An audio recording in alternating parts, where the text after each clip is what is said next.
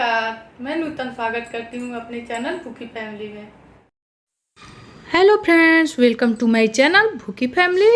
आई hope आप लोग अच्छे होंगे, मैं भी अच्छी हूँ। तो चलिए आज की रेसिपी झटपट बनाना शुरू करते हैं। उसके लिए मैंने लिया है 1 कटोरी खोया, जिसे हम मावा भी बोलते हैं। वो मैंने बाज़ार से नहीं मंगवाया है, मैंने घर पे दूध बचा हुआ था, उसी का मैंने जला लिया है।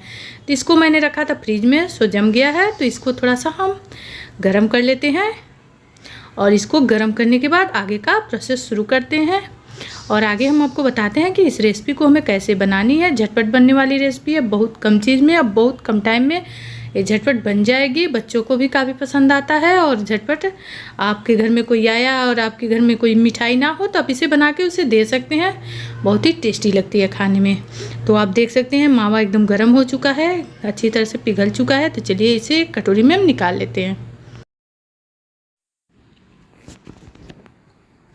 इसे बर्तन में हम निकाल के रख लेंगे। फिर इसी पैन को हम दोबारा से यूज करेंगे। पैन हमारा पहले से ही गर्म है, हमें बहुत ज़्यादा टाइम नहीं लगेगा बनाने में। तो इसमें अब डालेंगे हम देसी घी। आप चाहें तो बाज़ार से मंगवाया हुआ घी भी यूज में ले सकते हैं, लेकिन मैंने देसी घी जो घर पे निकलता है उसको ही मैंने यूज में लिया है। तो बहुत ज़्यादा घी की ज़रूरत नहीं है हमें, बस 2 चम्मच घी चाहिए। इसे अच्छी तरह से गर्म कर लें। फिर हम बेसन को इसमें भूनेंगे।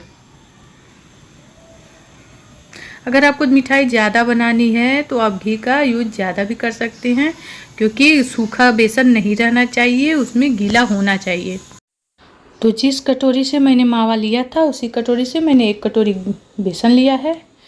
और ध्यान दें, अगर बेसन आपका ज़्यादा हो, आपको ज़्यादा मिठाई बनानी हो, तो आप घी का यूज ज़्यादा करिए, क्योंकि बिल्कुल सूखा नहीं रहना चाहिए, उसमें गीला रहना ही चाहिए। तो इसे अच्छी तरह से मिक्स करके हम भूनेंगे और इसे मिलाते हुए हमें घी में भूनना है, जिससे जो बेसन का महक होता है वो भी ख़त्म हो जाएगा और बेसन अच्छी तरह से भुन जाएगा, तो मिठाई का टेस्ट भी बदल जाएगा। तो आप देख सकते हैं इसे चलाते हुए, और ध्यान रहे इसमें लम्स नहीं होना चाहिए, इसलिए हमें जो भी हम बर्तन लेंगे, चम्मच या जिस चीज़ से भी हम चलाएँगे, उससे दबा के बेसन को अच्छी तरह से मिक्स करते जाएंगे। इसमें लम्स नहीं पड़ने चाहिए।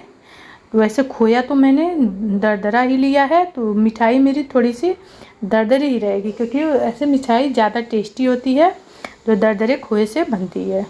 और आप देख सकते हैं बेसन में बिल्कुल लम्स नहीं है। मैंने इसे अच्छी तरह से मिक्स करके भून लिया है।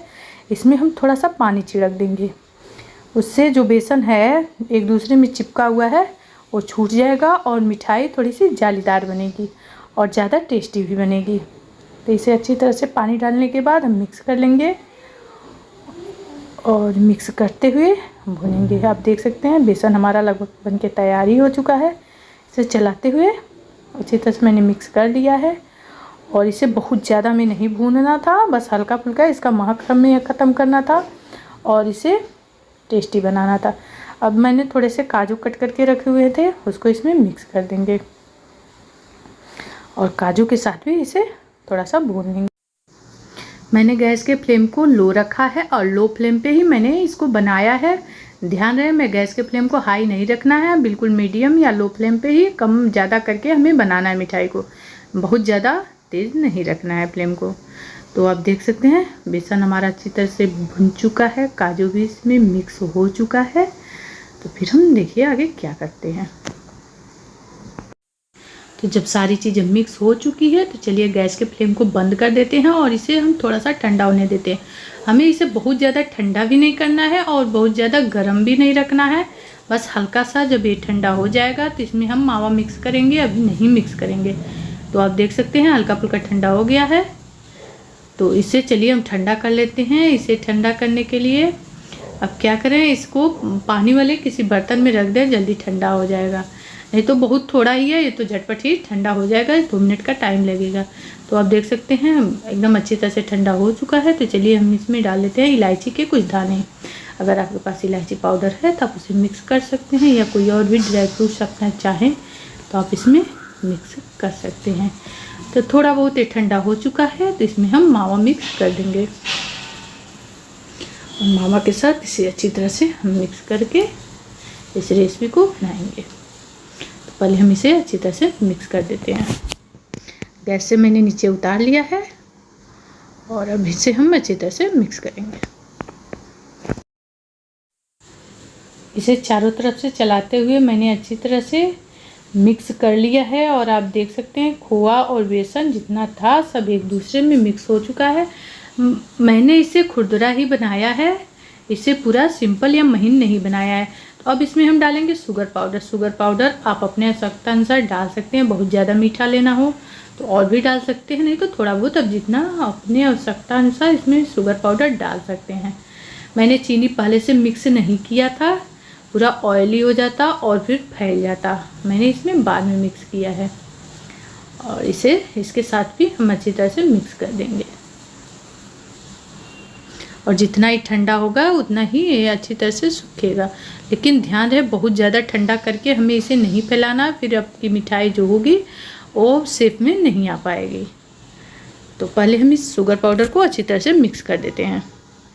तो आप देख सकते हैं शुगर पाउडर अच्छी तरह से मिक्स हो गया। चलिए इसे एक बर्तन में निकाल लेते हैं। तो मैंने लिया है एक बर्तन, एक प्लेट लिया है और प्लेट में मैं इसे निकाल कर इसका शेप दे रही हूँ। बर्तन में निकालने के बाद चारों तरफ से अच्छी तरह से हम दबा देंगे ताकि इसका शेप आ जाए। आप चाहें तो किसी भी बर्तन में, थाली में या कोई भी गहरा बर्तन हो तो उसमें इसको निकाल सकते हैं। और जैसे आप बर्फ़ी बनाते हैं या काजू कतली जैसे भी आप कट करना चाहें कट कर सकते हैं। इसे लड्डू की तरह भी बना सकते हैं। तो आप देख सकते हैं मैंने इसे अच्छी तरह से सेट कर दिया है और बिल्कुल शेप में आ गया है। इसे हम थोड़ा सा ठंडा करके ही कट करेंगे। इसके ऊपर से थोड़े से मैंने ड्राई फ्रूट्स डाले हैं, काजू और बादाम। आप जो जो चीज़ें डालनी चाहें आप डाल सकते हैं। इसे अच्छी तरह से सजा के उसको भी हम सेट कर देंगे ताकि उसके अंदर तक चला जाए। इसे हम चम्मच की मदद से एकदम अच्छी तरह से दबा देंगे।